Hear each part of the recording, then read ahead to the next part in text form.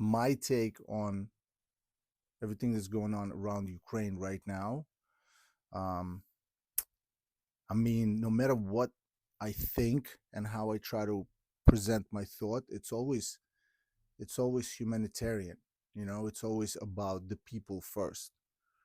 Um, I just can't fathom separating myself far enough to look at it like a 1,000-year-old conflict, and this is brewing, and this is might continue no matter what, and stalemate or not, or I can't. All I see is the actual face with the name and a family of my friend who's struggling, another face and a name of another one of my friends who's struggling, by the way, of different opinions about everything. There are people that just can't see it. They can't visualize the end result anytime soon, and they haven't given up on family. They haven't given up on their little kids who are in the midst of all this stuff and the bombs and everything else. They haven't been able to start rehabilitating their psyche and each other, and I can't even understand how you live you know in a closed off country that is at war, and it's ruthless. It's not.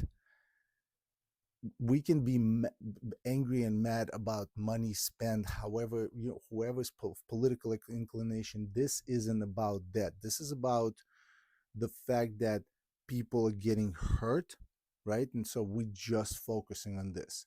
And so people have different opinions. There's a difficulty in recruitment. This is obvious. It's not me saying, I'm not spreading some lies. It's what's out there. It's how it is. Um, People aren't willing to go and die for something that may change in the future. People are now witnessing and seeing people come back from the front. So that and it works negatively for the morale overall.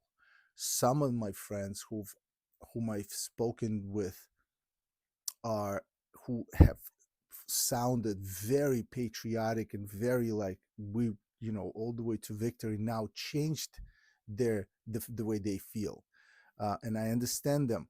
I have other friends who are fully integrated into the we have to win, and we must get the territory back, and we not an inch of soil. We will not stand down.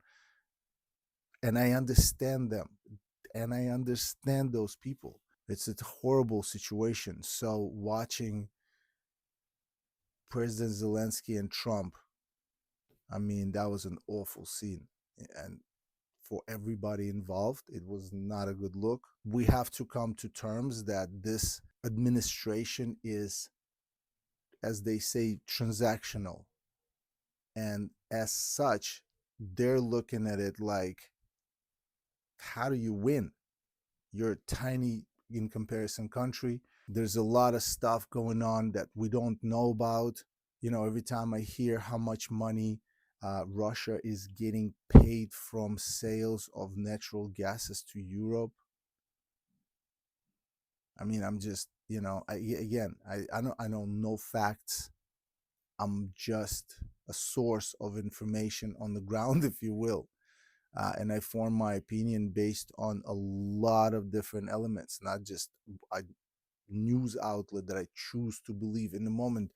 Don't forget, a lot of people watched other news, a couple of years ago, and then some things have changed, and now they're watching this side's news is now the truth. It's like both sides are politicking, to be honest. And so if we pick and choose who's now right, I mean, I don't know. It got super confused. What I saw when I was watching this live, everything in my body, I was just shriveling up. I was like, I cannot believe I'm watching this. On behalf of every Ukrainian that was just holding their breath, praying and wishing. I cannot believe I'm watching this. I cannot believe I'm watching this. You know, my dad got a call. I'm getting emotional. My dad got a call from one of the people that we worked with when we were building the village back in the day, in the beginning of the war and all of that. And he called my dad and he was like, Sasha, can you please tell me what happened? It's nighttime. We just watching this all on the news, and these people are, they're not, they're well, they're fine, all that. And he's like, what happened? We don't understand. We're watching translation, which is like all this stuff. And because this meeting and this whole thing happened at the time when it was already like middle of the dead of the night in Ukraine, and he was confused, and it took him a little bit to understand. They couldn't understand how could that happen. How could that happen? If you're gonna knock on Zelensky, yeah, man, you can't let that happen, bro. You cannot let that happen. If you knock on Trump, JD, like, come on, you're gonna. Who is that asking about the suit question? Like, bro, first of all, what kind of journalist are you? You haven't seen this guy since day one. He took off the suit, put on this attire, and stayed true and together with the people who are also taking off their suits, taking off their uniforms, taking off their dance attire, uh, tail suits and all of that, and now in the front line. Like, that's why he's not in the suit. How could you even ask that question? But no, you can't lose your temper to the point where this happens. I agree that none of this should have been the case in front of the cameras. This is a very uniformal sit down, shake hands, look good, smile, say nonsense, and then get behind closed doors and yell at each other and do whatever it is that you do. Figure out what deal it is, who's getting paid where, how you. I don't care about any of that. All I care about is someone pressing some kind of button where it all stops. But that's what I care about. But again, I'm here. I'm in comfort.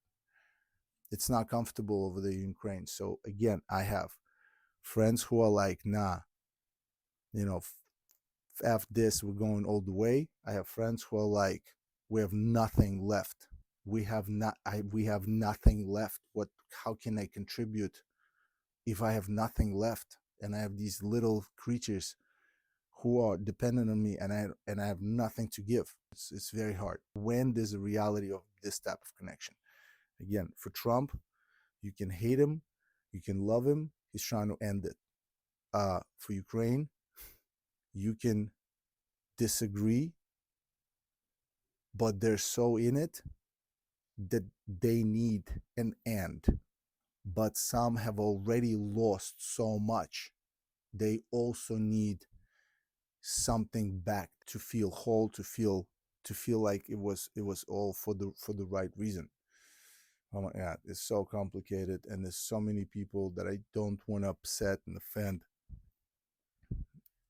I truly care about this, and I contribute none, because I wish I could stand firm on one side and say the other side is just wrong.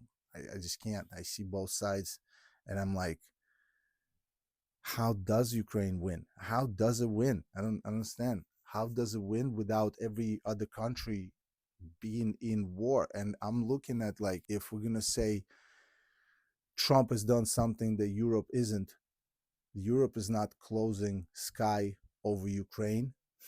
I'm not seeing this. I see some words about that, but I've seen verbiage out of everyone for the last 3 years. No one's closing skies over Ukraine.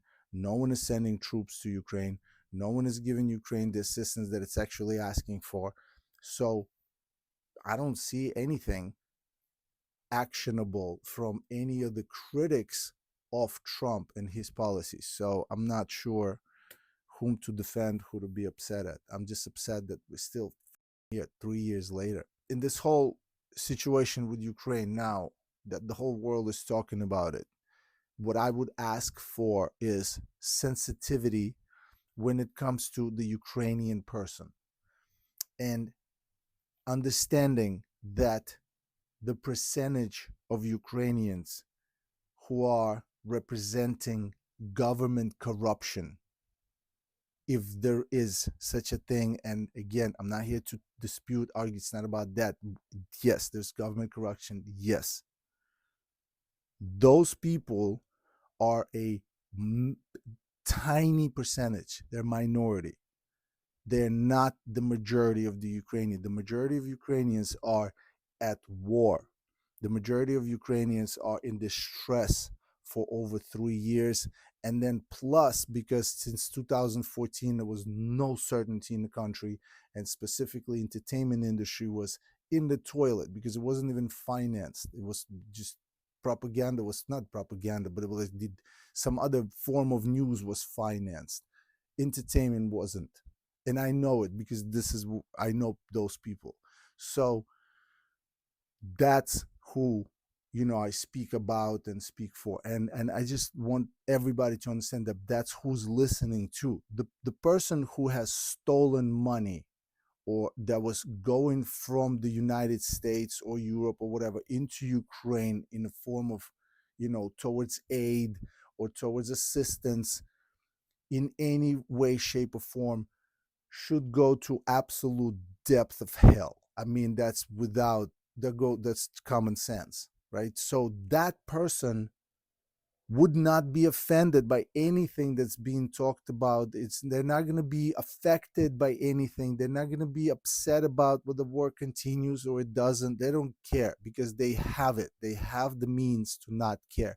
I do not speak for anyone who knows if and where the missing money are.